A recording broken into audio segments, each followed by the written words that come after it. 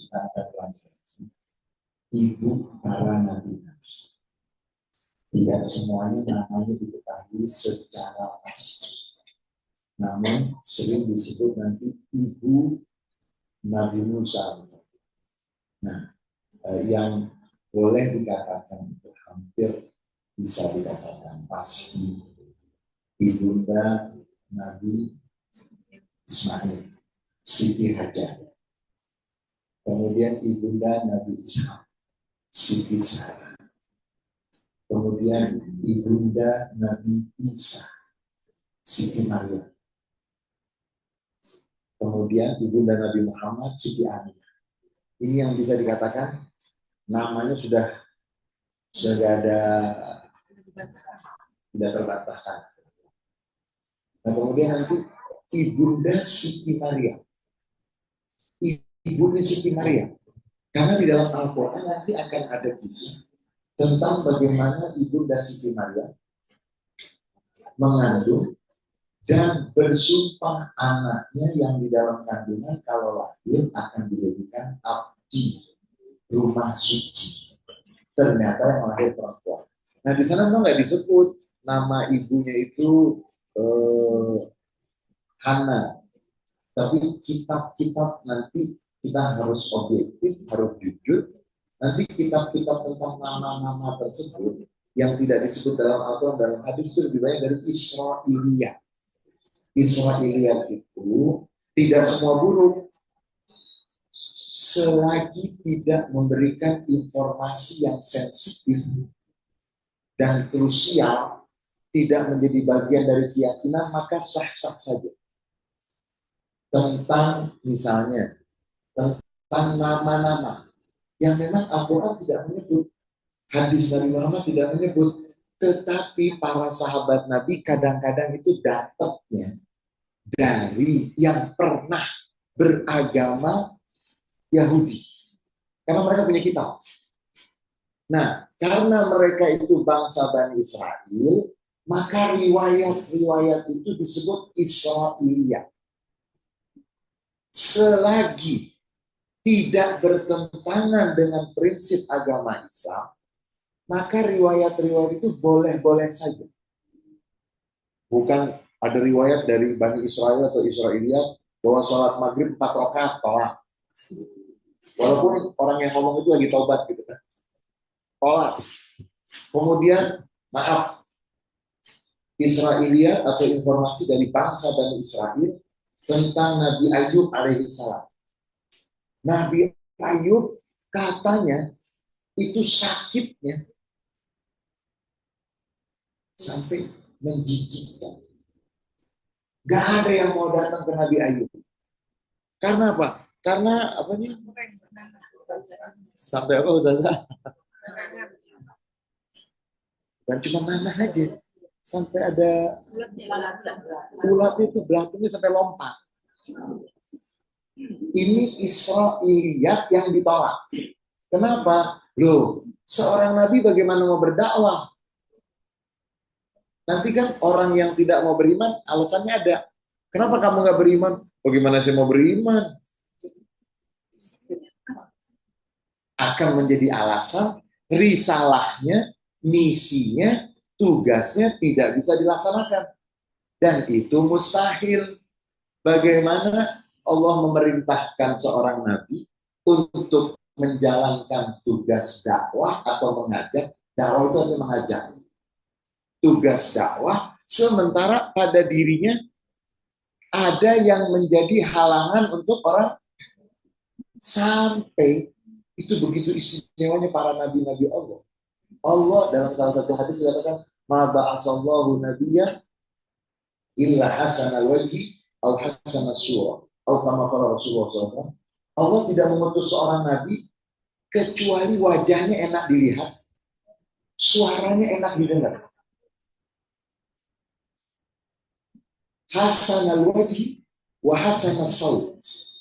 Suaranya bagus, wajahnya juga bagus. Sehingga tidak ada alasan untuk tidak, misalnya mohon maaf ya, kenapa kamu gak beriman? mukanya kayak genderuwo. Itu kan menjadi alasan untuk tidak beriman. Kenapa kamu gak mau mendengarkan nasihatnya? Suaranya itu menyebabkan Nabi Muhammad SAW, seluruh nabi-nabi wajahnya enak dilihat, sehingga nggak ada alasan. Kan ada orang kan kalau kita melihat wajahnya kita nggak punya masalah jadi masalah. Wajah yang punya masalah. Ada wajah yang kita punya masalah begitu melihatnya hilang masalah. Nah, ada namanya Israiliyat. Kita harus jujur. Jadi dari Israiliyat artinya berita yang sumbernya dari ulama-ulama, tokoh-tokoh bangsa Bani Israel. Yang masuk ke kitab-kitab tafsir, yang masuk juga ke kitab-kitab sejarah. Selagi tidak bertentangan dengan prinsip-prinsip yang ada dalam Islam, maka boleh saja. Contohnya, ada yang dicari? Ada yang bilang, perlu diizinkan. Nah, yang juga menjadi bagian dari Israiliyat yang boleh-boleh saja, berita-berita yang tidak prinsip. Misalnya, nama-nama. Contoh nih, saudara-saudara Nabi Yusuf. Namanya siapa? Yusuf, Benyamin. Ini banyak di dalam kitab-kitab umat Islam dan dalam beberapa riwayat yang berbeda. Kemudian yang selainnya, Yahuda, Samson, Samun atau Samson. Nah, nama-nama ini kan nggak prinsip. Anda tahu boleh, Anda nggak tahu, sehingga ini tidak masuk bagian dari prinsip. Sah-sah saja, boleh-boleh saja mengambil walaupun dari Israiliyat. Yang nggak boleh tadi itu, yang bertentangan, maaf loh, dari Israiliyat. Satu lagi nih contoh dari Israiliyat, yang ini bertentangan. Nabi Musa alaihi salam dikatakan oleh umatnya, Nabi Musa tuh mohon maaf ya, ada penyakit di bagian yang paling sensitif dari organ tubuh. Wah, mereka tuh gosipin itu. Karena mereka tuh ahlinya gosip. Mereka menggosipin itu, akhirnya mereka cari kesempatan untuk membuktikan itu. Nabi Musa alaihi salam mandi di sungai. Ketika mandi di sungai, bajunya itu diletakkan di batu. Buka baju diletakkan di batu. Kemudian batunya jalan. Nah, ini kan lagi ngomongin apa coba? Dongeng. Israiliyat. Bersumber dari bangsa Bani Israel tersebut. Riwayat-riwayat tersebut. Sampai Nabi Musa tuh ngejar batu itu. Menutupi. Itu. Akhirnya tuh kan benar. Ternyata itu loh. Nah ini bagi kita Israiliyat. Yang ditolak. Bertentangan dengan kehormatan dan kemuliaan seorang utusan Allah Subhanahu wa Ta'ala. Apalagi nabinya Nabi Ulul Azmi.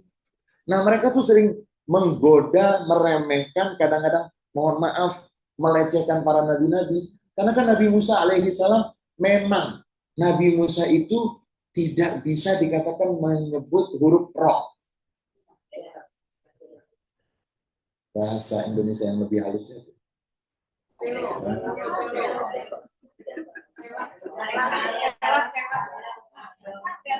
Yang resmi di Kamus Besar Bahasa Indonesia apa? Kita tanya dengan oh itu dong. Kayaknya kurang pantas kalau kita sebut. Bukan dong. Bukan. Apa? Bukan, saya mau mencari kata yang lebih halus. Gitu. Dan apa? Beda lagi.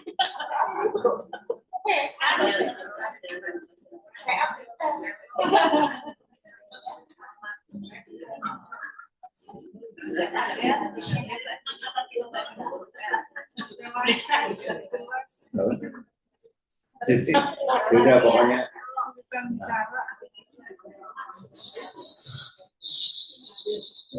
Oh, kita pakai bahasa ya, jangan sampai kita tidak menghormati Nabi. Jadi kenapa saya mau menanyakan kepada yang mungkin lebih banyak mengetahui tentang diksi dalam bahasa Indonesia yang lebih tepat.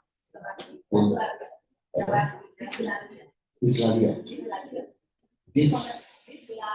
Bislalia.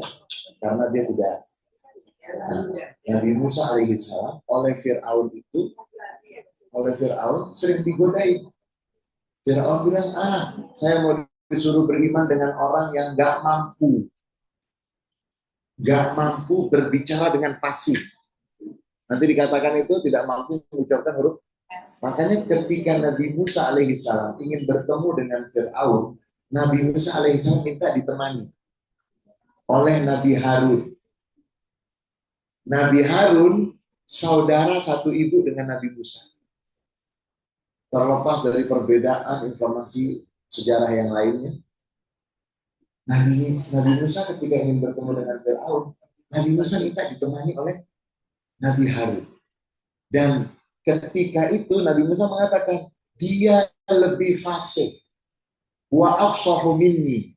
Ya Allah, kuatkan aku dengan saudaraku yang namanya Harun. Karena dia lebih fasih dari aku.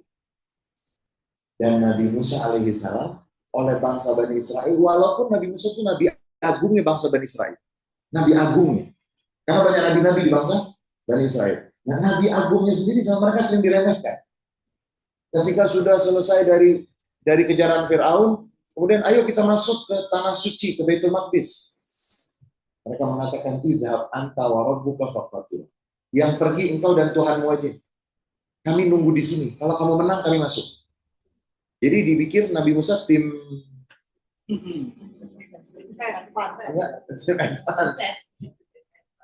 pendahulu. Kan semestinya kalau umat Nabi Muhammad, nabinya nggak dikasih sama umatnya. Nabinya pasti dijaga. Kalau mereka, idhab anta wa fatir. Engkau wahai Musa, idhab anta wa rabbuka. Engkau aja yang pergi dengan Tuhan. Kami di sini, kami nunggu. Kalau aman, berarti kan nabinya diapakan coba? Kalau umat Nabi Muhammad, lihat perjalanan hijrah. Jalan hijrah, baru Nabi. Dan setiap perang, walaupun Nabi nggak pernah mau di belakang, tetapi sahabat-sahabat Nabi Muhammad selalu mengupayakan mereka siap menjadi benteng untuk Nabi Muhammad SAW. Dan itu yang disegani oleh umat selain umat Islam. Karena cintanya umat Islam kepada Nabi Muhammad itu mengalahkan semua kisah cinta, semua epik di dalam cinta. Itu gak ada artinya dibanding dengan cinta umat Nabi Muhammad kepada Nabi Muhammad. Yang mungkin pernah saya sampaikan ada satu kisah di negara maju, di negara Eropa. Ada anak Muslim sekolah di mana, teman-teman itu ya karena di Eropa teman-temannya non Muslim, tiap weekend itu mabok. Si Muslim ini ikut namanya pergaulan kan. Kita kan makan kita aja terpengaruh, pakaian kita juga terpengaruh dengan pergaulan, dengan lokasi, dengan tempat. Akhirnya si teman-teman yang non Muslim mengatakan, minggu depan kita mabuk, kita tos pakai nama-nama Nabi. Sambil mabok gitu kan, sepakat nih, yang Muslim nggak dikasih tahu. Pokoknya minggu depan kita mabuk. Akhirnya begitu mabuk, Muslimnya ikut mabuk. Demi Musa, tawa, hahaha. Yesus, hahaha. Begitu demi Muhammad, si Muslim itu marah. Hei, jangan bawa-bawa nama Nabi saya. Mereka bilang kita lagi mabok. Ya, mereka kagum. Mereka bilang gila umat Islam, lagi mabok aja.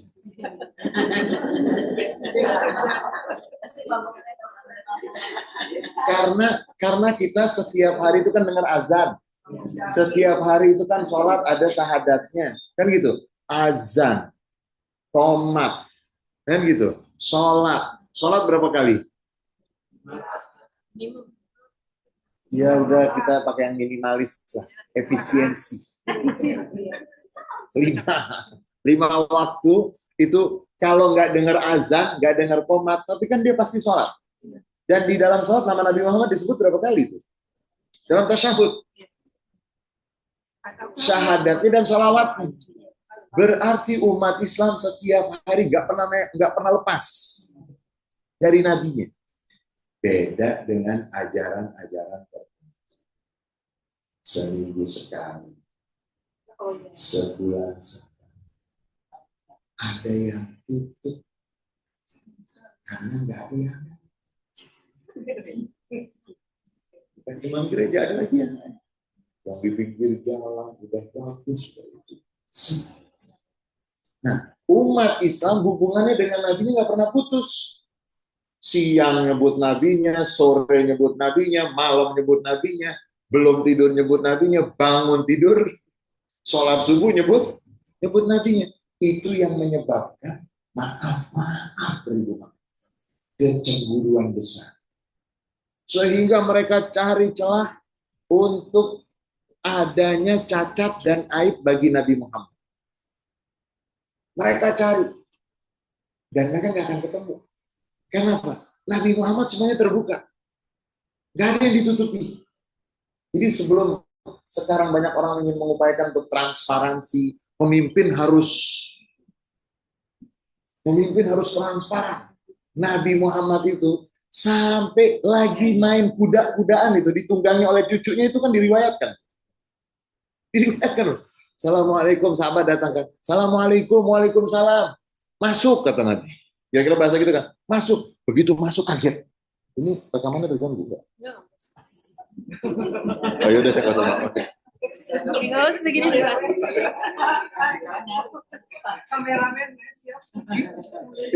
Begitu datang, Assalamualaikum warahmatullahi wabarakatuh, Rasulullah. Waalaikumsalam, langsung masuk kata Nabi kira-kira begitu. Begitu buka pintu masuk, Nabi lagi di sini ada cucunya, lagi main kuda-kudaan gitu. Sahabat yang masuk, ni'mal mar'u raqibtuma di dalam bahasa gitu. Sebaik-baik tunggangan yang kamu berdua anak kecil tunggang. Nabi Muhammad menyambutnya dengan apa? Merespon. Wa ni'mar raqibhuma. Dan sebaik-baik yang menunggangi adalah dua anak kecil. Masuk. Kata, masuk. Kemudian digendong sama Nabi, diciumin. Wah, cucunya diciumin, digendong langsung. Jadi kalau sayang sama cucu itu sunnah. Apa? Ya, wajib. sayang banget. Kemudian sahabat itu langsung tercengang. Kemudian dia mengatakan, wahai Rasulullah, saya punya Lia Ashrabani. Saya punya 10 anak laki-laki. Gak ada satu pun yang pernah saya cium. Nabi Muhammad mengatakan, Man la yarham la yurham. Siapa yang gak punya kasih sayang, gak dapat kasih sayang. Pulang ke rumahnya, anak dicuitin satu-satu. Anaknya bingung kan? Ini bapak kan? Ini namanya hidayah. Nabi Muhammad SAW itu kan selalu mendatangkan cahaya, selalu mendatangkan hidayah. Nah, kembali ke ibu para nabi-nabi. Ibu Nabi Musa, nanti ada yang mengatakan Yukabit, ada yang mengatakan Asia. Yukabit, ada yang mengatakan Asia, ada nama-nama yang lain juga. Kenapa? Tadi saya katakan, semuanya itu bersumber dari Israiliyat. Nah, Israiliyat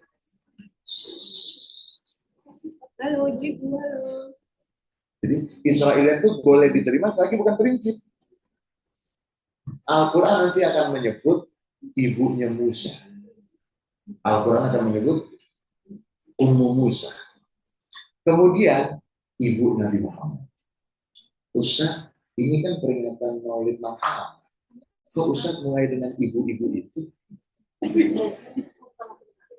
Kok bukan langsung ke Nabi? Ini namanya seni di dalam mengajak orang berpikir. Kalau to the point, namanya bayi. Langsung. Ustaz muter dulu kenapa? Nah, di sini saya ingin mengajak kita semua mengetahui bahwa Nabi Muhammad pernah ditanya oleh para sahabat, wahai Rasulullah, jelaskan dong kepada kami tentang asal usulmu. Rasulullah mengatakan, aku ini anak dakwah Nabi Ibrahim. Aku adalah doa yang pernah dipanjatkan oleh Nabi Ibrahim. Ustaz, doanya mana di sini? Yang kedua kata Nabi, ana bushra akhi Isa. Aku berita gembira yang dibawa oleh Nabi Isa. Yang ketiga, ru'ya ummi. Aku adalah mimpi yang pernah dilihat oleh ibu. Ketika dalam riwayat dikatakan hamalatni, ketika mengandungku. Riwayat yang satu lagi mengatakan hina wada'atni, ketika melahirkan. Ibuku melihat, mendapatkan mimpi ketika mengandungku atau ketika melahirkanku, melihat ada cahaya yang terangnya itu sampai terlihat istana-istana di Persia, istana-istana di Syam, di Syria. Dan Nabi Muhammad mengatakan apa? Begitulah para ibu dari nabi-nabi, mereka juga mimpi. Nabi menyebut, pertama Nabi Ibrahim, kedua Nabi Isa, ketiga ibu. Berarti ibu Nabi kedudukannya tinggi ya? Kan saya nggak mungkin, yang saya hormati Bapak Presiden Republik Indonesia, kemudian yang saya hormati Bapak RT.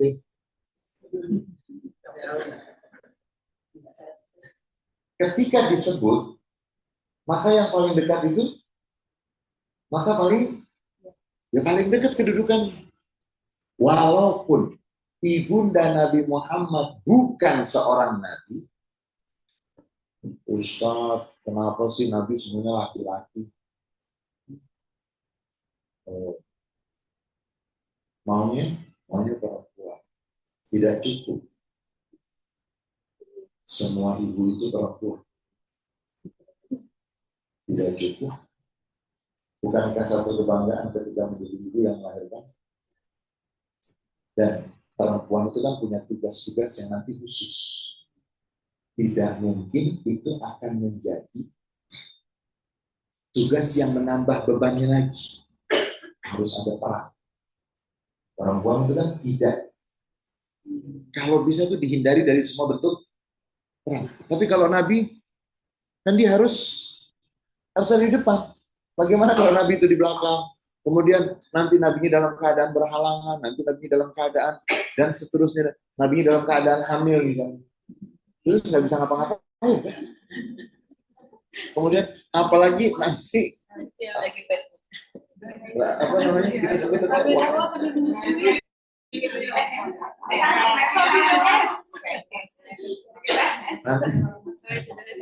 nanti kan ada apa bahasa Indonesia hidang. Nanti kan repot itu. Yang diminta macam-macam itu kan, tetapi itu bukan kelemahan. Itulah itulah bagian dari yang tidak terpisahkan dari. Jadi jangan perempuan disuruh jadi laki-laki, jangan juga udah biarin aja gitu. Yang bagus ya perempuan adalah perempuan, laki adalah laki. Jangan terus di. Nabi Muhammad mengatakan, ibuku tuh memimpi, ibuku tuh mimpi. Wa kadzalika ummahatun nabiyyin yaraina. Begitu juga para nabi-nabi juga melihat. Nah, setiap nabi pasti asal usulnya mulia. Dan maaf, Ada yang mengatakan ibu Nabi dan bapaknya pergi. Pertanyaan saya, ibunya Nabi Musa di neraka atau di surga? Ibunya Nabi Ismail di surga atau di neraka? Ibunya Siti Maryam di surga atau di neraka? Kenapa kalau ibunya Nabi Muhammad didiskreditkan? Sementara ibu nabi-nabi yang lain, ada apa sih? Oh, salah paham tentang banyak riwayat, makanya perlu untuk ada gurunya. Sehingga tidak hanya terpaku dengan teks. Teks. Saya minta tolong dibuka di dalam surat Al-Hujurat. Surat Al-Hujurat.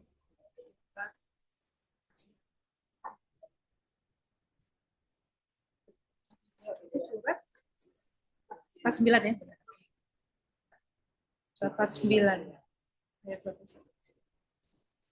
Surat Al-Hujurat ayat 1 dan ayat 1 sampai 4. A'udzubillahiminasyaitonirrajim. Bismillahirrahmanirrahim. Quran 49 Al-Hujurat ayat 1 sampai 4. Wahai orang-orang yang beriman, janganlah kamu mendahului Allah dan Rasul-Nya, dan bertakwalah kepada Allah. Sungguh Allah Maha Mendengar, Maha Mengetahui. Wahai orang-orang yang beriman, janganlah kamu meninggikan suaramu melebihi suara Nabi, dan janganlah kamu berkata kepadanya dengan suara keras, sebagaimana kerasnya suara sebagian kamu terhadap yang lain. Nanti pahala segala amalmu bisa terhapus, sedangkan kamu tidak menyadari. Sesungguhnya orang-orang yang merendahkan suaranya di sisi Rasulullah, mereka itulah orang-orang yang telah diuji hatinya oleh Allah untuk bertakwa. Mereka akan memperoleh ampunan dan pahala yang besar. Sesungguhnya orang-orang yang memanggil engkau Muhammad dari luar kamarmu, kebanyakan mereka tidak mengerti. Sadaqallah.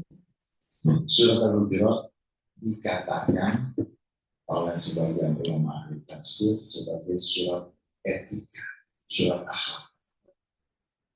Bagaimana beretika, berakhlak terhadap Allah. La tuqaddimu baina yadayillahi wa rasulihi. Ayat yang pertama ini, hei orang-orang yang beriman, jangan kamu mendahului Allah. Jadi kalau sudah ada keputusan dari Allah, sudah, jangan mau sok apa? Mau lebih ngerti dari Tuhan. Yang Tuhan bilang gak boleh, dan jangan kamu nanti kan kayak anaknya Nabi Nuh, Kanaan. Ayahnya bilang, nah, ayah ini utusan Allah. Ayah diberitahu yang selamat itu yang naik. Ayah, gunung ini tinggi, ayah.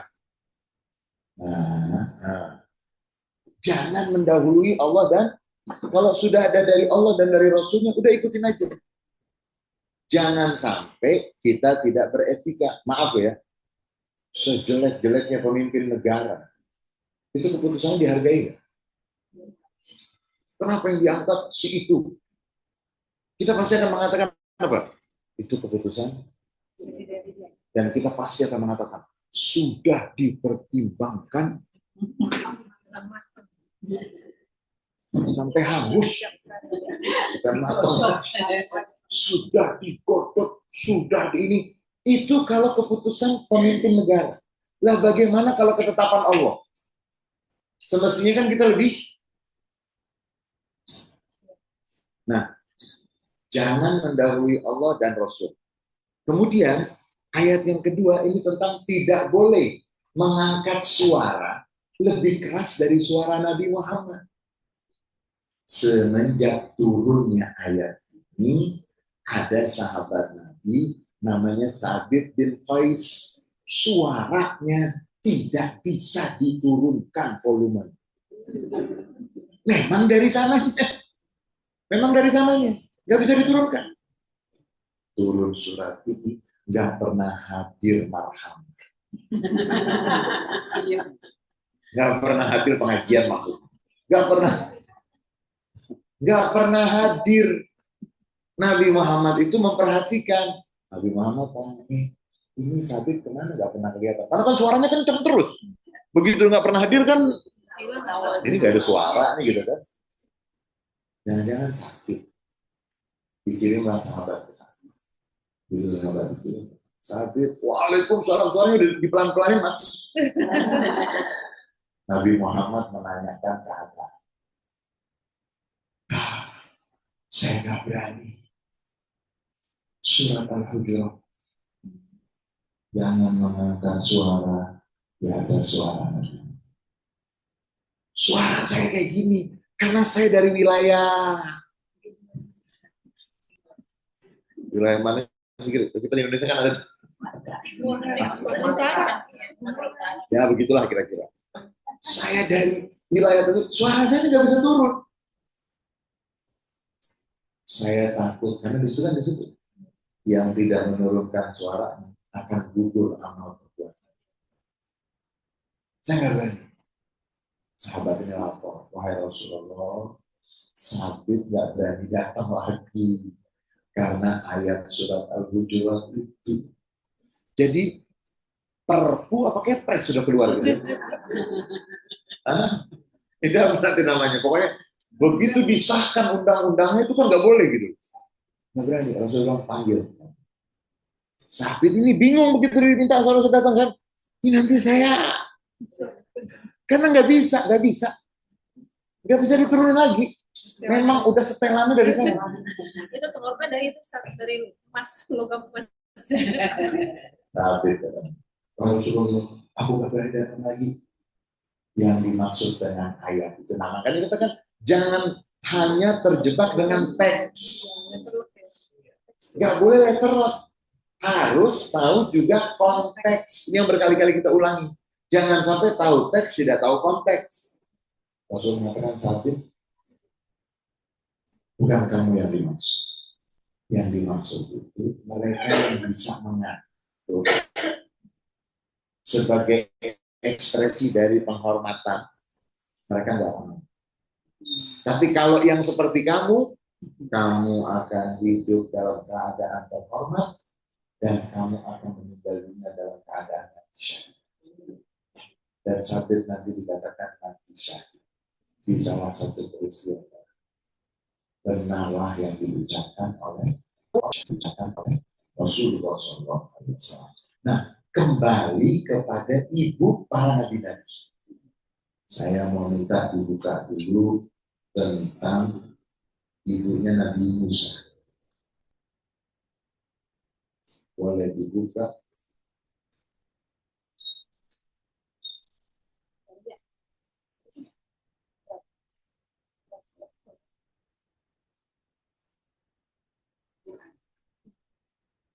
Dalam surat Al-Qasas, surat 28, surat 28,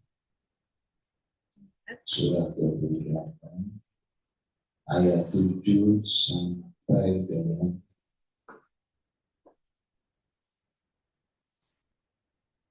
sampai 13. 7 sampai 13. Auzubillahiminasyaitonirrajim. Bismillahirrahmanirrahim. Quran surat 28 Al-Qasas ayat 7 sampai 13. Dan kami ilhamkan kepada ibunya Musa, susuilah dia Musa. Dan apabila engkau khawatir terhadapnya, maka hadirkanlah dia ke sungai Nil. Dan janganlah engkau takut dan jangan pula bersedih hati. Sesungguhnya kami akan mengembalikannya kepadamu dan menjadikannya salah seorang rasul. Maka dia dipungut oleh keluarga Fir'aun agar kelak dia menjadi musuh dan kesedihan bagi mereka. Sungguh Fir'aun dan Haman beserta bala tentaranya adalah orang-orang yang bersalah. Dan istri Fir'aun berkata, dia adalah penyejuk mata hati bagiku dan bagimu. Jadi jangan dibuang, jangan ditolak. Gitu. Ambil aja kata istri. Janganlah kamu membunuhnya. Mudah-mudahan dia bermanfaat kepada kita, atau kita ambil dia menjadi anak, sedang mereka tidak menyadari. Dan hati ibu Musa menjadi kosong. Sungguh hampir saja dia menyatakannya rahasia tentang Musa. Seandainya tidak kami teguhkan hatinya, agar dia termasuk orang-orang yang beriman kepada janji Allah. Hati seorang ibu itu kosong kayak gimana itu kan semuanya pernah merasakan. Kita dengar berita apa tentang anak itu kan Rock jantung saja. hari apa? Lanjut. Dan dia ibunya Musa berkata kepada saudara perempuan Musa, ikutilah dia, Musa. Maka kelihatan olehnya Musa dari jauh, sedang mereka tidak menyadari. Dan kami cegah dia, Musa, menyusul kepada perempuan-perempuan yang mau menyusuinya sebelum itu. Maka berkatalah dia, saudaranya Musa, maukah aku tunjukkan kepadamu keluarga yang akan memeliharanya untukmu, dan mereka dapat berlaku baik kepadanya? Maka kami kembalikan dia, Musa, kepada ibunya, agar senang hatinya dan tidak bersedih hati, dan agar dia mengetahui bahwa janji Allah adalah benar. Tetapi kebanyakan mereka tidak mengetahui. Ibunya Nabi Musa pernah dibahas satu kafir, nggak beriman, pernah nggak dibahas? Kenapa sih kalau ibunya Nabi Muhammad? Aneh nggak sih? Ibu Nabi Musa alaihissalam, dan nanti dikatakan Nabi Musa itu tidak pernah menyusu kecuali langsung dari ibu kandung. Dan itu nanti akan membawa kesan ini eksklusif. Dan memang ajarannya itu adalah ajaran yang eksklusif. Yahudi itu tidak bisa masuk Yahudi kalau bukan ibunya Yahudi. Jadi mereka tuh jalur ibu. Jadi orang masuk Yahudi itu nggak bisa kalau ibunya kan Yahudi. Ibu yang mengandungnya, melahirkan itu nggak Yahudi berarti tidak bisa masuk agama Yahudi. Nah, Nabi Musa alaihissalam disebut oleh Allah tentang ibundanya. Kemudian saya minta dibuka lagi tentang ibu Nabi Ishak. Surat Az-Zariyat. Surat Az-Zariyat, surat 51, ayat 24 sampai dengan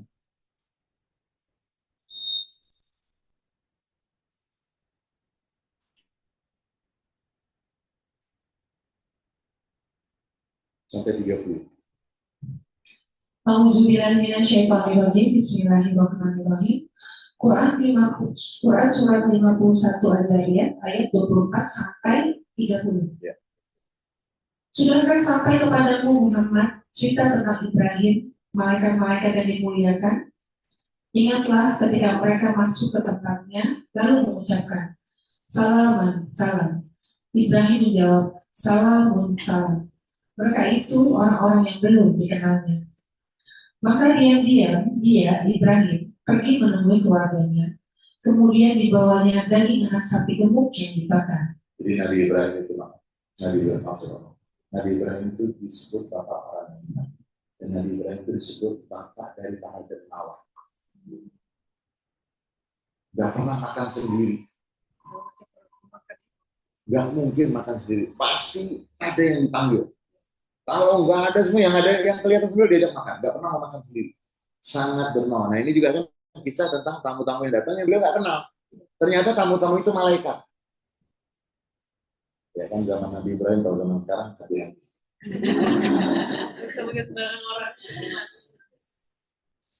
Lalu dihidangkannya kepada mereka, tetapi mereka tidak mau makan. Ibrahim berkata, mengapa tidak kamu makan? Maka dia Ibrahim merasa takut terhadap mereka. Mereka berkata, janganlah kamu takut.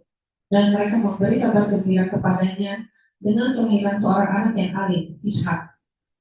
Kemudian istrinya datang memekik atau tercengang, lalu menepuk wajahnya sendiri seraya berkata, aku ini seorang perempuan tua yang mandul. Mereka berkata, demikianlah Tuhanmu berfirman, sungguh dialah yang maha bijaksana, maha mengetahui. Mereka berkata itu para malaikat yang bilang. Di sini ada tentang ibu Nabi Isa.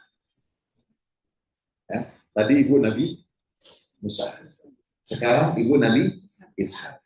Nah, kita akan lanjut tentang ibunya Siti Maryam. Surat Al-Imran.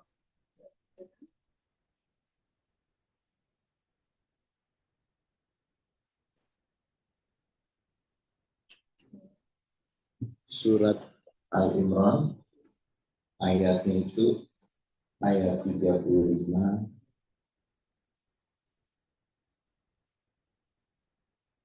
sampai 38. Quran surat 3 Al-Imran ayat 35 sampai 38.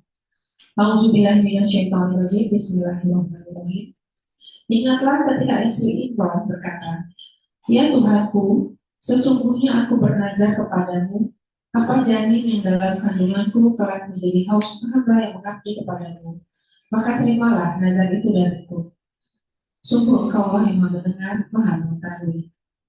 Maka ketika melahirkannya, dia berkata, "Ya Tuhanku, aku telah melahirkan anak perempuan. Padahal Allah lebih tahu apa yang dia lahirkan.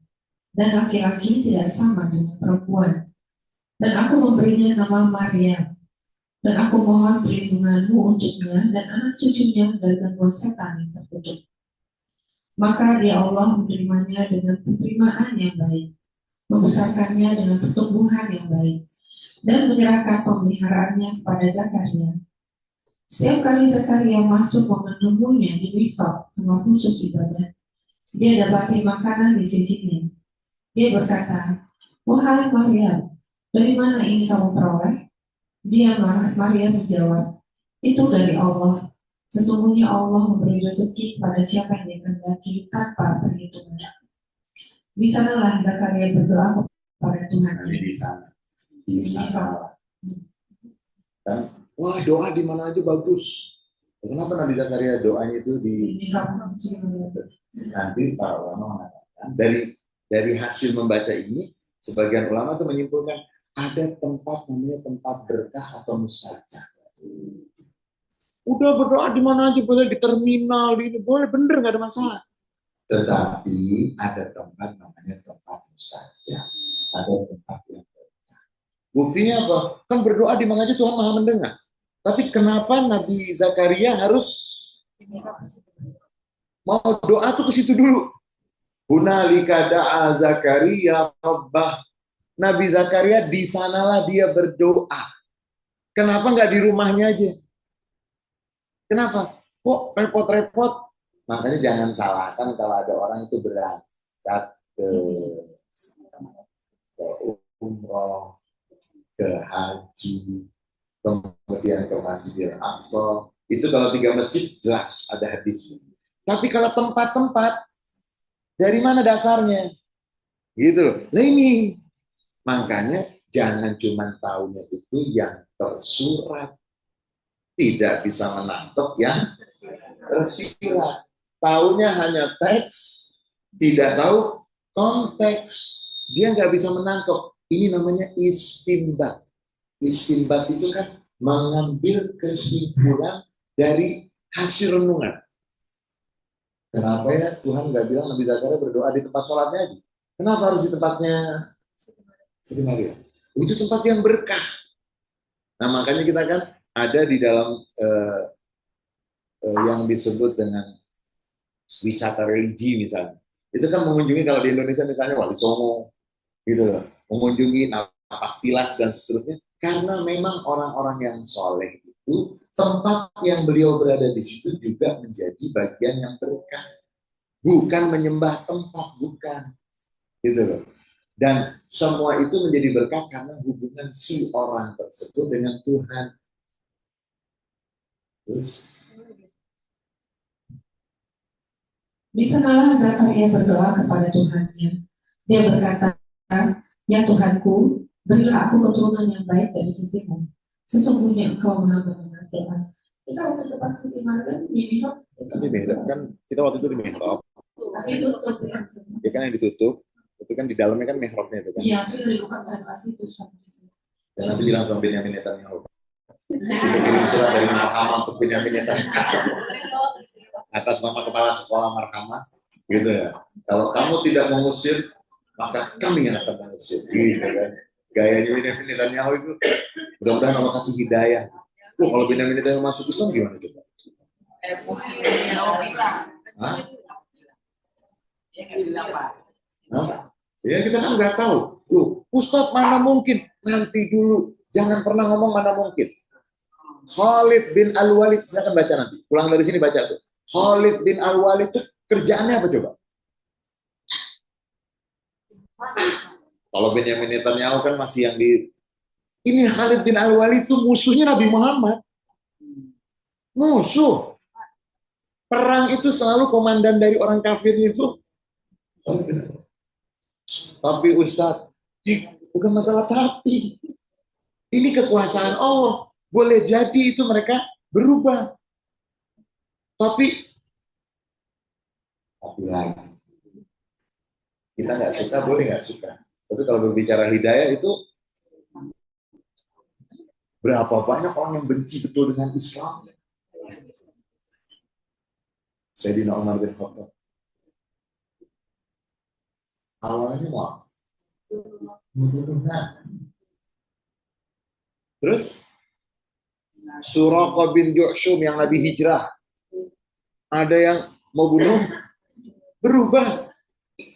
Sumama bin Athal, seorang yang menjadi raja atau orang yang disegani, yang dianggap pemimpin di wilayah Yamamah, datang malam-malam itu bawa pedang yang sudah dibubuhi dengan racun, ditangkap oleh yang piket pada malam waktu itu. Kalau kita sebut piket, Siskam. Ya kira itulah. Sayyidina Umar yang jaga malam itu ditangkap oleh Sayyidina Umar karena malam kan waktu itu lampu sangat terbatas atau penerangan itu kan sangat terbatas. Gitu pagi Nabi tanya, siapa yang nangkepin? Aku, wahai Rasulullah. Kami temukan dia ada alat bukti, senjata tajam yang dibubuhi racun, sajam. Kamu tahu siapa? Kan dulu kan nggak ada KTP. Dari mana diketahuinya? Dari logat. Zaman dulu kan nggak ada KTP. Wajah, kalau putih, sipit-sipit sedikit berarti daerah mana. Itu kan identitas dulu. Kalau sekarang kan baru, kamu tahu nggak tahu? Ini Sumama yang paling ditakuti oleh mereka, orang-orang yang Yamamah disegani itu raja mereka. Tapi dia, ya sudah kata Nabi, kasih makan yang paling enak. Kalau bahasa kita, kasih nasi lengkap.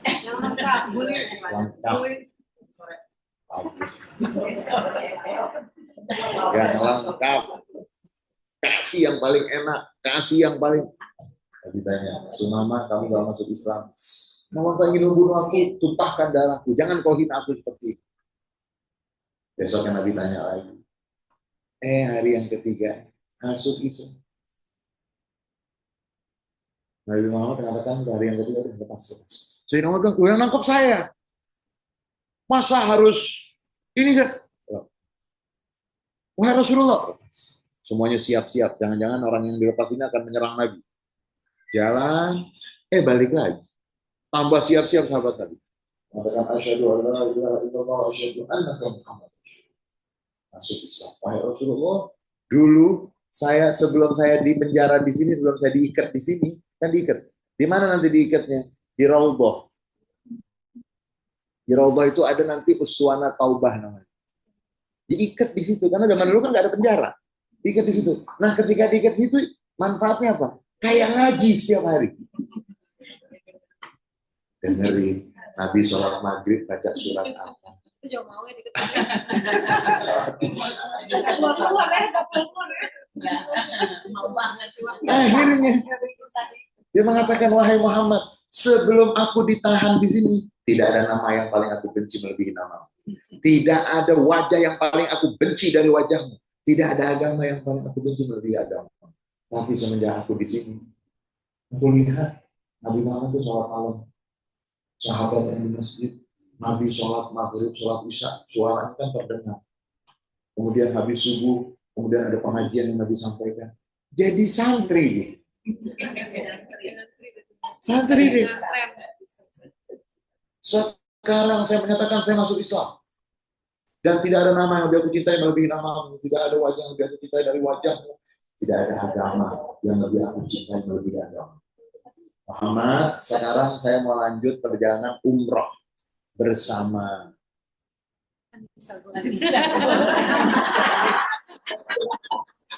Ini ada pesan apa? Pesan semua tanggal berapa sih itu? 14 Januari. Gak usah dipromosi, diumumin aja. Tanggal berapa? 14 Januari sampai 21 Januari. 14 Januari Sampai 21 Januari. 21 Januari. Catat. Saya akan Kenapa? Kemai ketemu saya ngomongnya. Jadi Sumama mengatakan saya akan berangkat. Abu Muhammad mengatakan jangan pakai budaya dan tradisi kebijakan. Diajarkan lagi. Labbaik Allahumma labbaik, labbaik la syarika lak, labbaik innal hamda wan ni'mata laka wal mulk la syarika lak. Berangkat. Orang yang pertama mengucapkan talbiyah dengan suara lantang beliau. Di Mekah heboh. Wih, ada siapa ini pengikut Muhammad? Anak-anak Gen Z dan Gen Alpha nggak tahu kalau ini adalah Raja Yamama donatur setiap acara haji. Anak-anak Gen Z atau Gen Alpha tersebut nangkep, mau dipukulin. Abu Sufyan senior. Tahan. Ini pengikut Muhammad atau kita sudah. Jangan geruduk DPR dulu.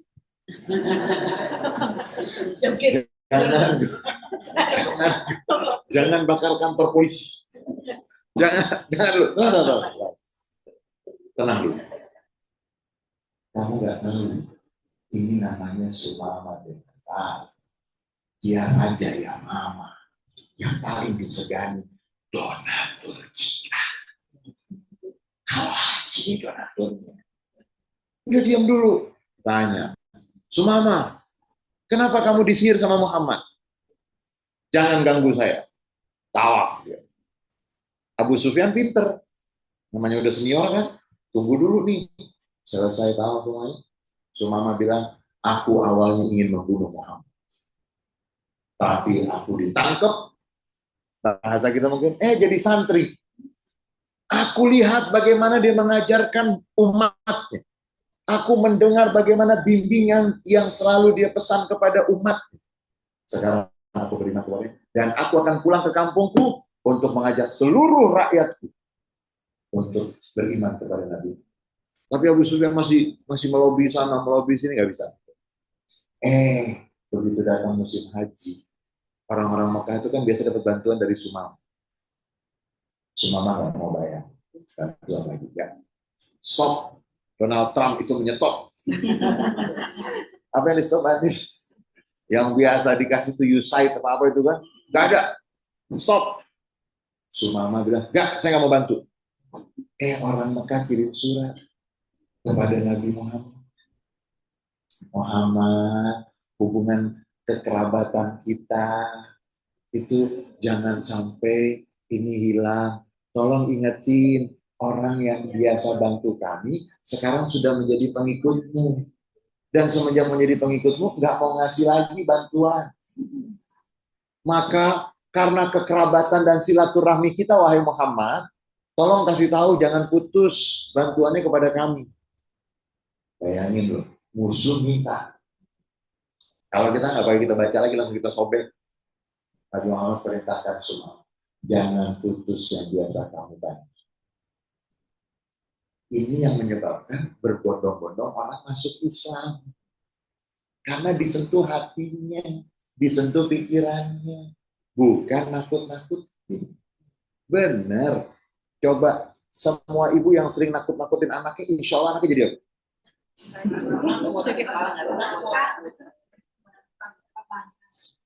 Maaf loh ya, kita nggak menyalahkan orang tua kita. Orang tua kita pasti mendidik kita sesuai dengan yang beliau tahu, itu yang terbaik. Tapi kita yang sudah tahu gitu kan, jangan sampai tidak memperbaiki apa yang bisa kita perbaiki. Dan jangan pernah nekat dan menganggap, wah ternyata ayah saya salah. Mungkin kamu juga dipandang oleh anakmu kamu salah. Jangan pernah dengan segala macam kekurangan yang ada pada orang tua kita, Jangan pernah menganggap mereka salah, mereka kurang. Karena kalau seperti itu, nanti anak yang datang akan mengatakan orang tuanya, dan terus membentuk generasi yang melanjutkan salah. Makanya kan kita dalam Islam, Rabbil firli wali walidayya warhamhuma kama rabbayani shaghira. Dulu mungkin orang tua kita kan nggak dapat informasi yang seperti kita. Lah sekarang banyak orang tua bingung, kebanyakan informasi. Bingung, anaknya dikasih minum itu. Lihat TikTok ini salah, lupa lagi. Generasi generasi kebanyakan bingung karena informasinya masih bagus. Orang tua kita dulu nggak dengar berita, ya dengarnya cuma berita apa namanya yang jam 9 itu, dunia adalah berita, itu pun udah ngantuk itu kadang-kadang nggak sempet juga gitu kan, nungguin jam 9 dunia dalam berita terus yang sekarang itu kesian karena kebanyakan begitu dia men-scroll itu nggak habis-habis. Satu, dan sekarang ada AI, makin dikasih banyak. Makin. Berarti mau menyalahkan yang lalu, ternyata dia sekarang generasi bingung. Yang sana oke, kalau dikatakan salah, tapi salahnya terukur. Sekarang tahunya bingung. Karena bayangkan AI itu banyak manfaatnya, tapi bikin bingung juga. Karena ngasih informasi yang bikin pusing. Nah, kembali kepada Ibu Siti Maryam. Di sini disebut tentang ibunya Siti Maryam. Bagaimana berdoa kepada Allah sebelum lahirnya Siti Maryam. Berarti, boleh nggak saya sebagai umat Islam ingin membaca tentang kelahiran Nabi Muhammad? Kira-kira kalau Ibu Siti Maryam punya doa dan punya harapan, Ibu Nabi Muhammad punya doa dan punya harapan nggak? Saya minta dibuka sekarang surat Maryam. Surat yang dikatakan surat Maryam ini, sebagian sastrawan mengatakan ini puisi Tuhan. Karena kan begitu istimewa dan semua Al-Quran istimewa.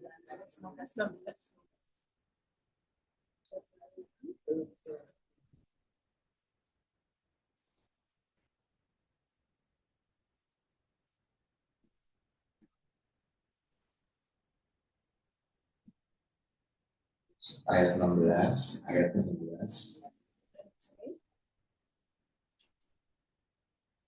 sampai dengan 33. 16 sampai 33. Ini namanya maulidnya Nabi Isa. Gitu. A'udzubillahiminasyaitonirrajim. Bismillahirrahmanirrahim. Quran surat 19 surat Maryam ayat 16 sampai 33. Dan ceritakanlah Muhammad kisah Maryam di dalam kitab Al-Quran, yaitu ketika dia mengasingkan diri dari keluarganya tersebut ke suatu tempat di sebelah timur Baitul Maqdis. Lalu dia memasang tabir yang melindunginya dari mereka.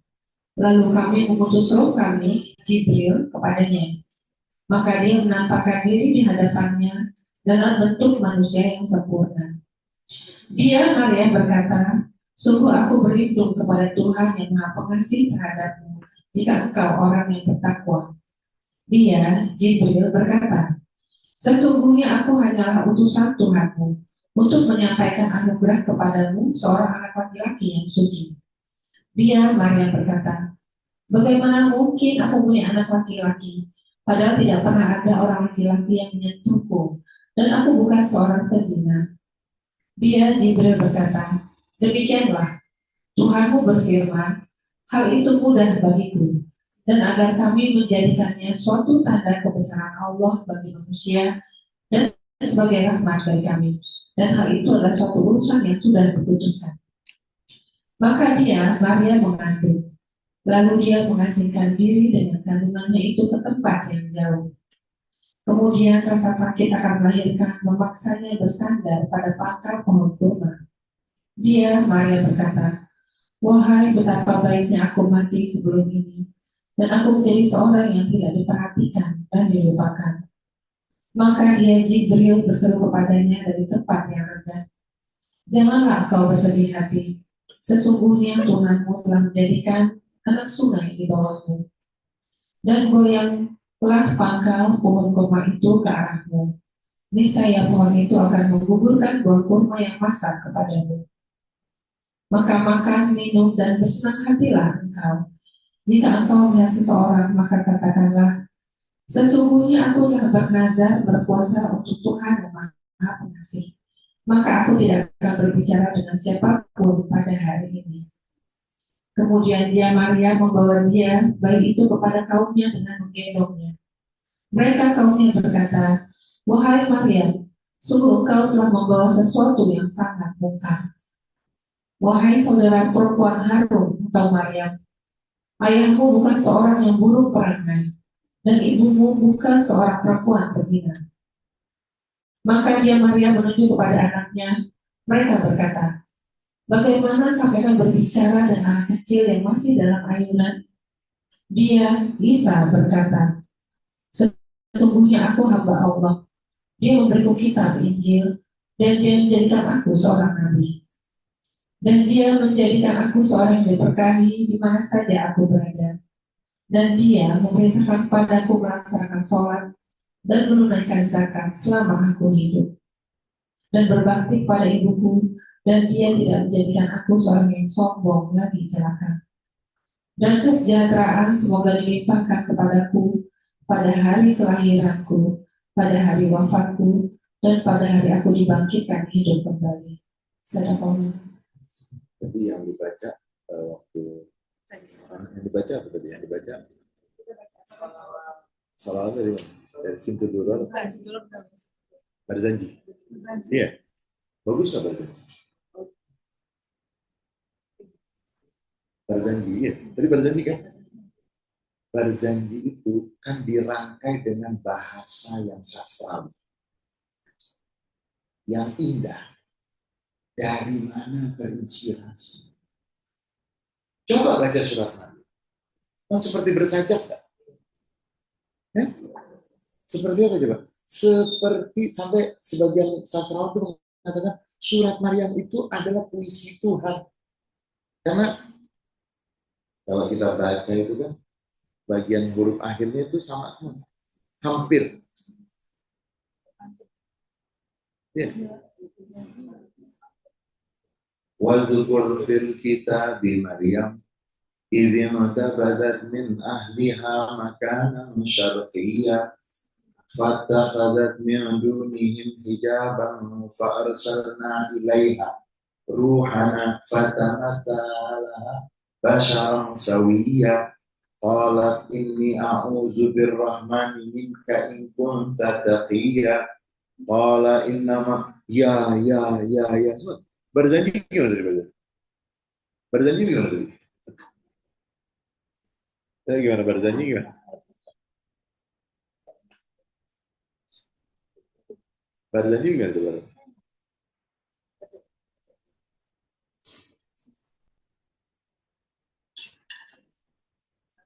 Betul ya? Coba apa? Wadajatil kursi haibatan wa waqara. Wadajatil malaikatu tahlilan wa tahdidan wa tasbihan wa istijab. Kenapa bahasanya itu indah? Karena sedang menantikan yang begitu istimewa dan indah.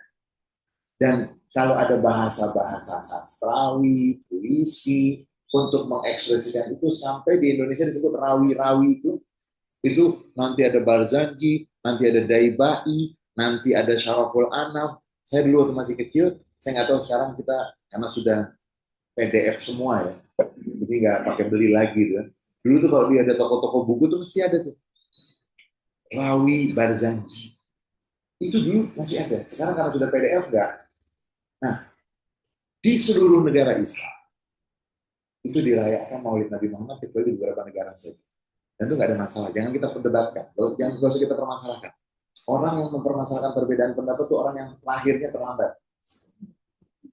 Jadi nggak ada masalah itu perbedaan pendapat beda itu nggak ada masalah. Hanya kita ingin mengingatkan Kenapa misalnya pada kesempatan ini kita jadikan kesempatan ini disebut Maulid Nabi, gitu. Karena kita ingin mengingatkan diri kita. Nabi Muhammad itu lahirnya bukan, mohon maaf, bukan lahir yang nggak ditunggu-tunggu, nggak diprediksi, nggak diketahui. Mohon maaf, dengan bahasa kasar misalnya, ada orang lahirnya itu bukan berdasarkan desain. Lahirnya, lahirnya apa? Lahir nggak diharapkan, ada lahir nggak ada perencanaan, ada lahir. Kalau Nabi Muhammad itu tidak. Nah, setelah kita tahu ada ibu-ibu para nabi tadi kan, sudah. Nah, sekarang Nabi Muhammad kan mensetarakan, menyebut aku adalah doa ayahku Ibrahim, aku berita gembira yang dibawa oleh Nabi Isa, aku doa yang dipanjatkan oleh Nabi Ibrahim, aku berita gembira yang dibawa oleh Nabi Isa, dan aku mimpi yang dilihat oleh ibuku. Nah sekarang saya melihat, Ustaz, doanya Nabi Ibrahim untuk Nabi Muhammad itu yang mana?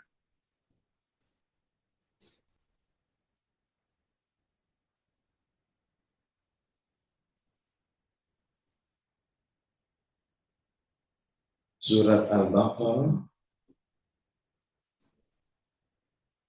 ayat 127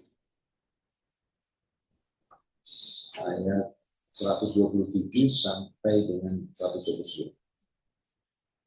Quran surat 2 Al-Baqarah ayat 127 sampai 129. Auzubillahiminasyaitonirrajim. Bismillahirrahmanirrahim.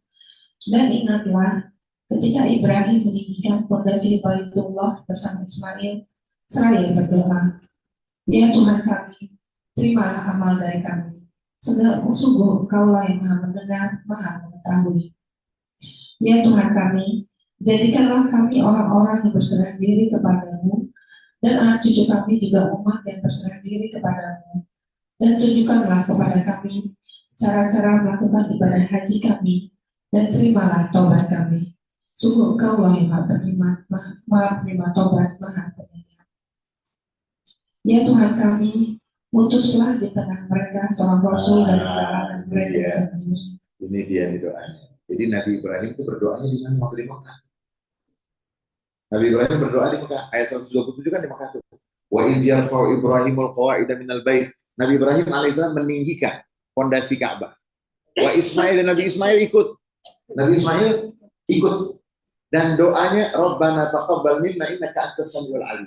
Tuhan, terimalah dari apa yang kami persembahkan ini, karena Engkau Tuhan yang Maha mendengar dan Maha mengetahui.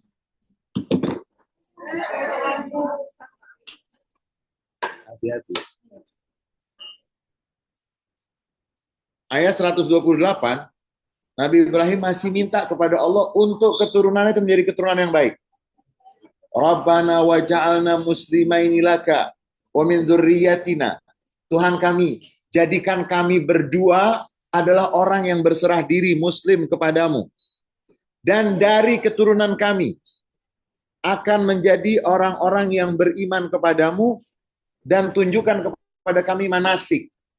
Karena Nabi Ibrahim alaihissalam itu nanti dikatakan yang pertama melaksanakan ibadah haji secara disiplin. Sudah ada, tapi kan terus penyempurnaan dan penyempurnaan. Manasik kepada kami dan kami taubat kepadamu. Padahal Nabi Ibrahim nggak punya dosa, taubat. Ada orang punya dosa nggak taubat-taubat. Namanya boim. Kalau Nabi Ibrahim alaihissalam, Nabi Ibrahim alaihissalam nggak punya dosa, tapi taubat. Ini waktu alaina kata Ibrahim, nah baru. Ini kan masih di Mekah berarti. Di Mekah setelah meninggikan bangunan Ka'bah 129. Rabbana wa ba'ats fihim rasulan minhum yatlu 'alaihim ayatika wa yu'allimuhumul kitaba wal hikmah wa yuzakkihim innaka antal azizul hakim. Ayat 129. Ya Tuhan kami, utuslah di tengah mereka seorang rasul dari kalangan mereka sendiri yang akan membacakan kepada mereka ayat-ayat-Mu dan mengajarkan kitab dan hikmah kepada mereka dan menyucikan mereka. Sungguh Engkaulah yang Maha Perkasa, Maha Bijaksana. Ayat 129 ini seluruh kitab tafsir mengatakan yang dimaksud dengan doa ini Nabi Muhammad. Antara Nabi Muhammad dan Nabi Ibrahim itu ribuan tahun. Antara Nabi Muhammad dan Nabi Ibrahim ribuan tahun. Doanya baru dikabulkan. Dan inilah yang Nabi Muhammad katakan, aku adalah doa. Aku doa Ibrahim, ayahku atau kakekku. Kemudian dibuka di surat As-Saff. Al-Saff.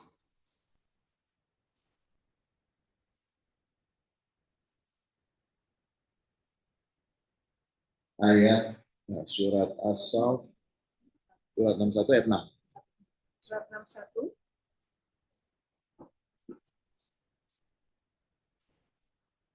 Surat 61 ayat 6. Auzubillahiminasyaitonirrajim. Bismillahirrahmanirrahim. Dan ingatlah ketika Isa putra Maryam berkata, wahai Bani Israel, sesungguhnya aku utusan Allah kepadamu yang membenarkan kitab yang turun sebelumku, yaitu Taurat, dan memberi kabar gembira dengan seorang rasul yang datang setelahku, yang namanya Ahmad atau Muhammad.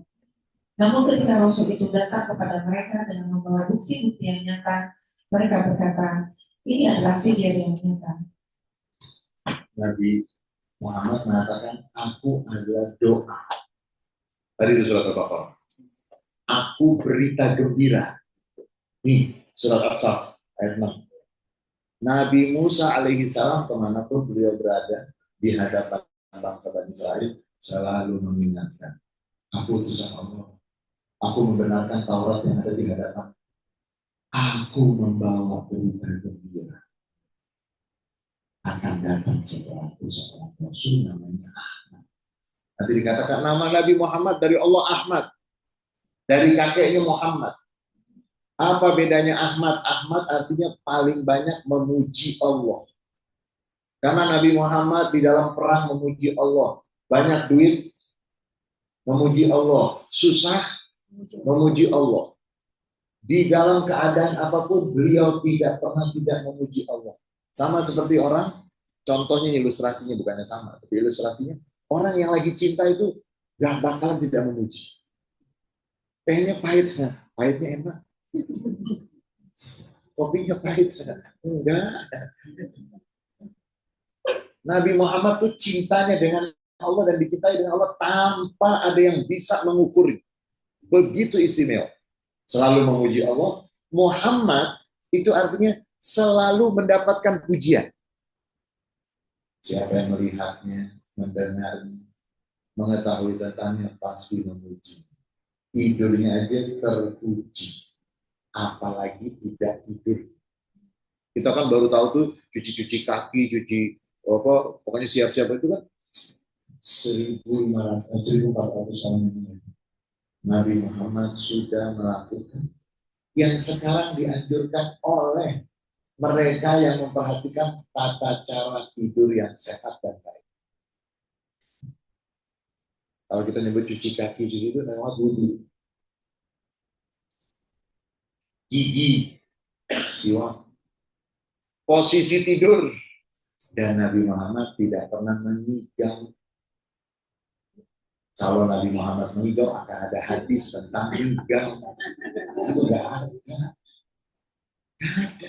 Nabi Muhammad mengatakan, mataku terpejam, hatiku nggak tidur. Mataku terpejam, tanamu ainaya walayanamu qalbi dalam hadisnya. Kedua mataku terpejam, tapi hatiku nggak pernah tidur. Kalau kita matanya, Allah alam hati, jangan hatinya. Kadang-kadang hati udah tidur duluan sebelum matanya terpejam. Nabi Muhammad terpuji sampai di saat perang. Dan kalau ada yang senang dengan hukum internasional, peraturan internasional, siapakah pertama yang membuat aturan terkait dengan peraturan dan hubungan internasional? Ustadz dari Belanda, siapa tuh Mbak Andin tahu? Itu yang bapak hubungan internasional tuh, orang Belanda. Yang jajah kita. Mana itu? Jajah kita kok dibilang bapak hubungan internasional. Itu kan yang bikin perbatasan siapa? Tadinya kita sama Malaysia tuh nggak ada masalah. Digarisin sama bapak-bapak itu. Ini Malaysia. Digarisin lagi sama bapak-bapak itu. Ini Brunei. Padahal wajah sama. Muka, bahasa, makanan, adat istiadat. Sama bapak-bapak itu nggak boleh. Ya bapak-bapak itu loh.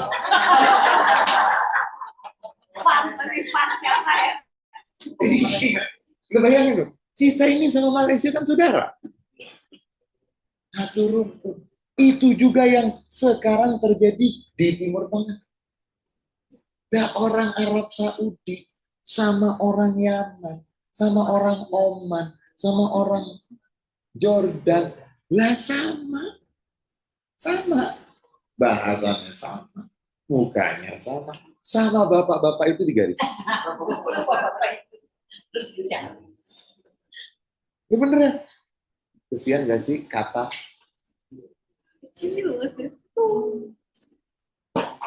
Mau balas bingung.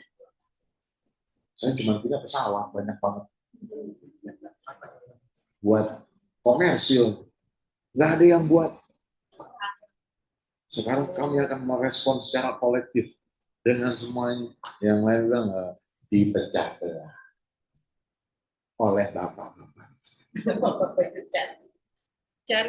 Carilah bapak-bapak itu yang buat sampai saat ini Palestina belum bisa mendapatkan apa yang semestinya. Bapak-bapak itu juga.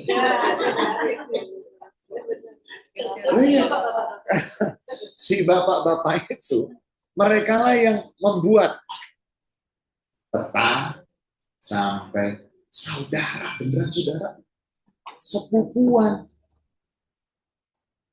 Nggak boleh. Dibangunlah fanatisme untuk setiap lokasi. Kita sangat menghormati semua batas-batas negara, tapi kita nggak mau juga dibodohi. Nggak mau dibodohi. Saya nggak mau tuh benci dengan Qatar, nggak mau benci dengan Arab Saudi, karena batas-batas dari bapak-bapak itu nggak usah. Saya tetap, dan kita harus tetap, itu sudah ada. Kita anggaplah itu batas-batas untuk administrasi. Kita hargai itu semua. Tetapi kita juga harus sadar bahwa semua itu bagian dari memecah belah dengan berbagai macam cara. Nah, Maulid Nabi, kelahiran Nabi Muhammad, itu semestinya mendatangkan lagi kepada kita persatuan dan kesatuan. Ustadz dari mana? Nabi belum jadi Nabi ya. Itu umur 30 tahun.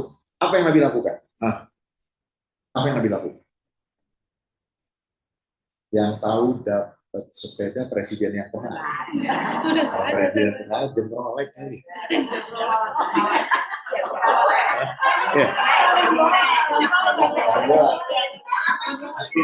Nanti tolong layangkan surat Bapak Presiden. Kalau pemain bola dapat Rolex, terus besoknya kan kalah. Kami ini dari Marhamah Bapak Presiden. Dapat apalah gitu. Nabi di usia 30 tahun kurang lebih ketika terjadi terbakarnya Ka'bah. Kemudian mereka merenovasi Ka'bah. Kemudian mereka masih belum bisa menetapkan siapa yang layak untuk mengembalikan Hajarul Aswad. Umur 30 tahun belum jadi nabi, sudah mempersatukan.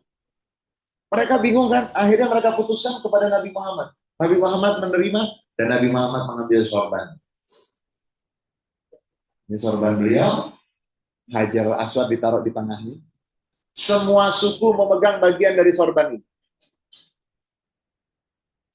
Dibawa, baru Nabi yang meletak. Belum jadi Nabi, sudah terpuji. Belum jadi Nabi, sudah terpuji. Karena memang asal usulnya itu jelas. Makanya yang dirayakan, diperingati itu maulidnya bukan kematian. Nabi tidak pernah mati ajarannya. Tidak pernah mati petunjuknya. Jasadnya benar, sudah dikuburkan, tetapi ajarannya yang beliau bawa tidak pernah mati. Kenapa kalau yang lain tokoh itu menjadi hebat, yang diperingati itu kan 100 tahun dari wafat. Kan gitu. Satu abad Kiai Haji Ahmad Dahlan. Satu abad Kiai Haji Hasim Asy'ari dari wafat. Kenapa? Karena Nabi Muhammad sebelum lahir sudah punya prestasi. Begitu lahir punya prestasi. Kalau kita wallahu a'lam. Nabi Muhammad belum lahir sudah disebut belum? Oh, saya lupa satu lagi di dalam surat Al-A'raf. Satu lagi. Dalam surat Al-A'raf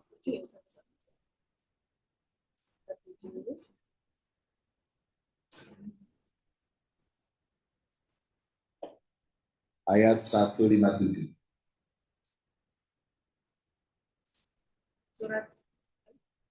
Surat 7 Al-A'raf ayat 157. Auzubillahi minasyaitonirrajim. Bismillahirrahmanirrahim. Yaitu orang-orang yang mengikuti Rasul, Nabi yang ummi, Nabi yang tidak bisa baca tulis, yang namanya mereka tidak bisa baca tulis, maaf. Tidak bisa baca tulis itu bagi Nabi keistimewaan. Bagi Nabi. Kenapa? Sehingga tidak ada yang bisa menuduh bahwa Nabi merekayasa, menambah-nambah wahyu. Enggak. Yang namanya mereka dapati tertulis di dalam Taurat dan Injil yang ada pada mereka, yang menyuruh mereka berbuat yang ma'ruf dan mencegah dari yang Jadi munkar. namanya sudah tertulis. Namanya belum. Prestasi nggak? Ini banyak orang udah lahir nggak ada yang ditulis tuh. Nah, ini tertulis sudah ada di Taurat, di Injil. Yang menyuruh mereka berbuat yang ma'ruf dan mencegah dari yang munkar, dan yang menghalalkan segala yang baik bagi mereka dan mengharamkan segala yang buruk bagi mereka, dan membebaskan beban-beban yang dan belenggu-belenggu yang ada pada mereka. Adapun orang-orang yang beriman kepadanya, memuliakannya, menolongnya, dan mengikuti cahaya yang terang yang diturunkan kepadanya, Al-Quran, mereka itulah orang-orang yang beruntung. Nabi Muhammad belum lahir sudah disebut, sudah ada doa dari Nabi Ibrahim, kemudian sudah ada berita gembira, sehingga beliau berbeda dengan selain. Dan ini yang selalu dikatakan beliau manusia, tapi bukan seperti manusia yang lain. Beristimewa. Dan kelahirannya itu nanti silakan baca hadis sendiri, terutama di buku Faktor Silat Silat Nabi itu di bagian dunia menyambut kedatangan Nabi. Bagaimana 1.500 tahun yang lalu, ini tahun ini pas 1.500 tahun dari kelahiran Nabi. Karena Nabi Muhammad diutus usia 40 tahun. Kemudian Nabi Muhammad berdakwah di Mekah itu 13 tahun. Kemudian di Madinah 10 tahun. Itu berapa? 63. Kan gitu. 63, kemudian beliau menjadi Rasul itu 40 tahun. Nah sekarang, itu persis kalau dihitung dari kelahiran Nabi Muhammad, 1.500 tahun dari kelahiran Nabi Muhammad SAW. Silakan nanti baca 1.500 tahun yang lalu Eropa kayak apa? Gladiator. Manusia diadu dengan para filosofnya gimana? Para filosof itu rata-rata maskulin. Akhirnya pandangannya itu nggak bagus terhadap filosofnya. Ada yang perempuan nggak? Ada nggak filosof yang perempuan? Socrates, Plato, Aristoteles, itu lagi itu perempuan. Mereka katanya loh ya, ini silakan dikonfirmasi lagi. Katanya mereka cenderung dengan senang dengan laki-laki. Makanya pandangan-pandangan mereka terhadap perempuan itu tidak bagus atau banyaklah yang dinisbatkan disandarkan kepada mereka pandangan-pandangannya tentang perempuan. Perempuan itu manusia atau setan?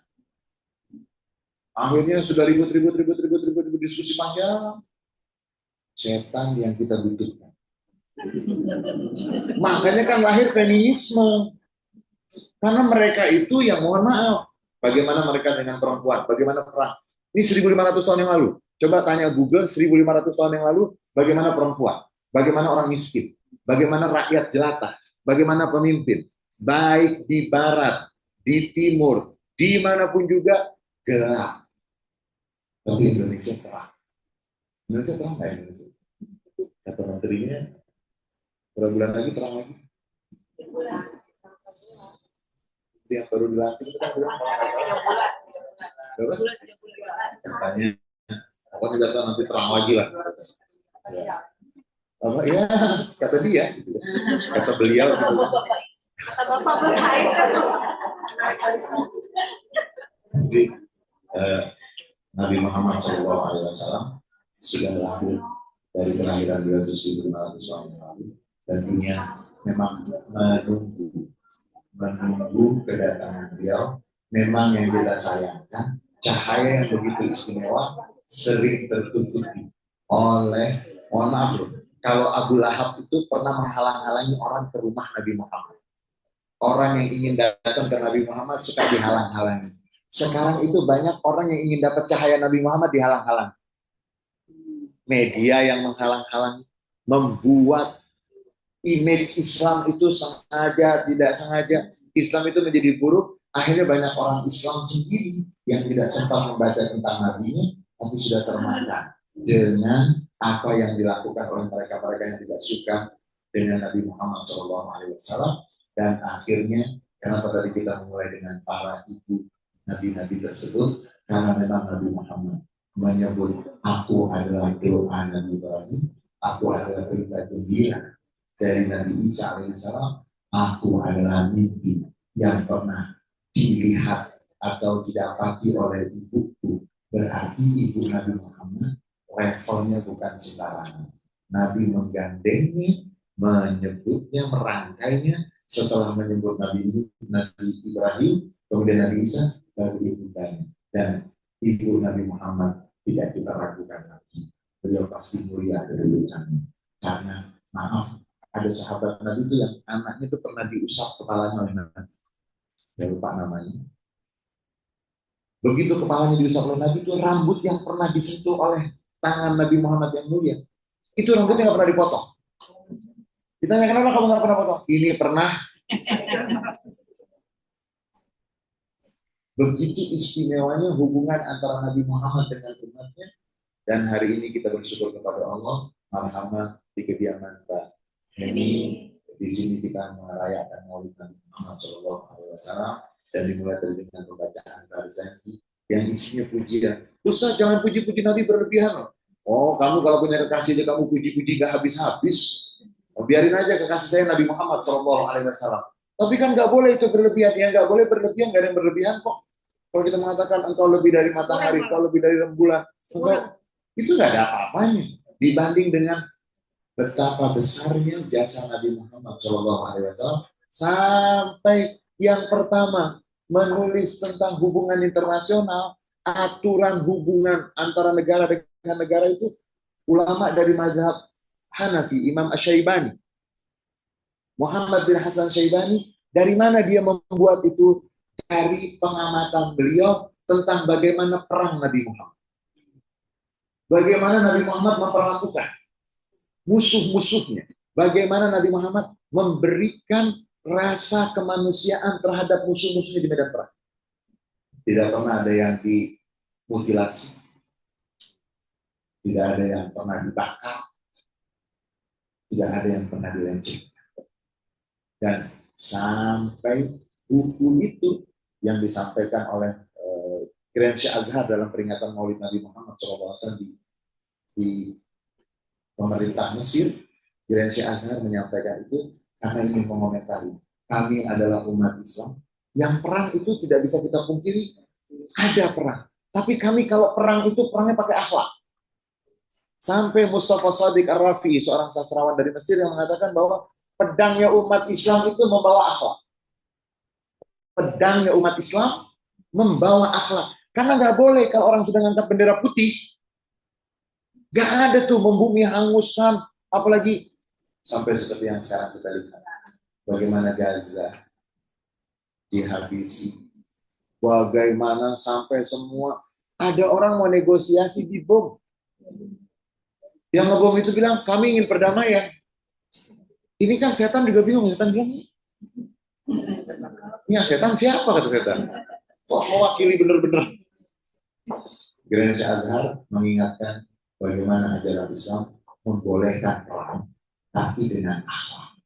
Dan diambil dari apa yang Nabi Muhammad SAW contohkan. Sampai kalau mau perang itu, Nabi Muhammad itu dibawakan riwayat hadisnya oleh Grand Syekh Azhar. Bahwa Nabi Muhammad mengatakan, ya Allah, kami adalah hambamu. Dan ubun-ubun kami dan ubun-ubun mereka ada di tangan. Itu artinya mengingatkan tentang kemanusiaan. Dan tidak boleh ada yang berlebihan di dalam perang. Gak boleh, itu terlarang. Bahkan yang ingin balas dendam pun diminta kalau ingin membalas, itu membalas yang setara. Gak boleh berlebihan. Artinya di dalam perang tidak boleh melampiaskan, mengumbar hawa nafsu. Kalau dalam perang aja terpuji, apalagi tidak dalam perang. Memang inilah Nabi yang paling istimewa dari semua nabi-nabi, karena nabinya paling istimewa, umatnya terbawa juga menjadi umat yang paling istimewa. Ini yang bisa saya berbagi pada kesempatan ini. Kalau ada yang mau ditanyakan atau mau disampaikan, kalau ada yang mau disampaikan, kita baca surat Al-Fatihah. Kalau tidak ada, kita baca surat Al-Fatihah. Selalu kita kirimkan untuk almarhum Om Muhsin, almarhum Tante Yayu, almarhum Pak B.J. Habibie, almarhum Ibrahim, almarhum Opani, almarhum Lilis, Mbak Andri, dan Tinu. Kemudian juga selalu kita kirimkan ibu kita di antara Pak Umar dan derajat kemuliaan selalu berkahan ditambahkan oleh Allah Subhanahu Wa Taala untuk beliau, untuk keluarga dan murid-murid beliau. Juga kita khususkan doa untuk saudara-saudara kita di Gaza yang keadaannya masih dalam keadaan sangat sulit. Kita minta kepada Allah, Allah berikan kemenangan, Allah berikan kekuatan, dan Allah hancurkan mereka yang menghancurkan Gaza, yang menghancurkan Palestina, dan mungkin ada nama-nama yang bisa kita bacakan. Kemudian yang khusus untuk hari ini Mbak Monika Ustaz sakit tapi ini Ustaz tadi barunya lepas Ustaz, tapi udah masuk ke lepas ya kembali. Juga untuk Mbak Doli Ustaz Ali, Mbak Doli sekarang sakit lagi ada di rumah sakit di Surabaya. Siapa? Berada di sini ada di grup orang-orang. Saya bacakan untuk yang sakit.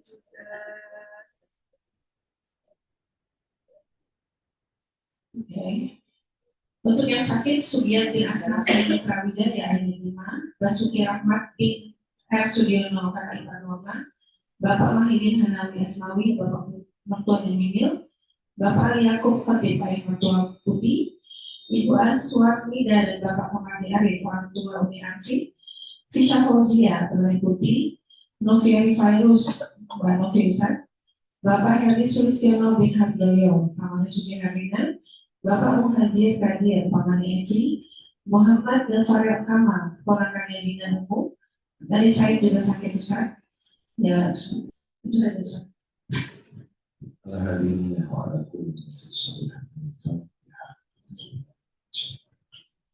Bismillahirrahmanirrahim. Iya, alhamdulillah. Iya, Surat Al-Ladina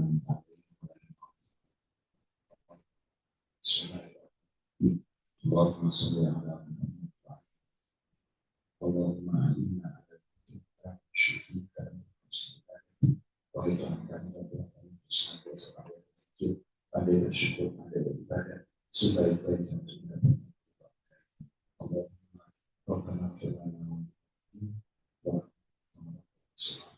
baiklah kami, ampuni dosa-dosa kami, ampuni dosa kedua sayangi kedua dan mendekati paling sayang mereka yang paling berjuang tulus untuk kami, yang paling mempersiapkan semua yang mereka miliki untuk kebahagiaan kami, untuk sukses kami.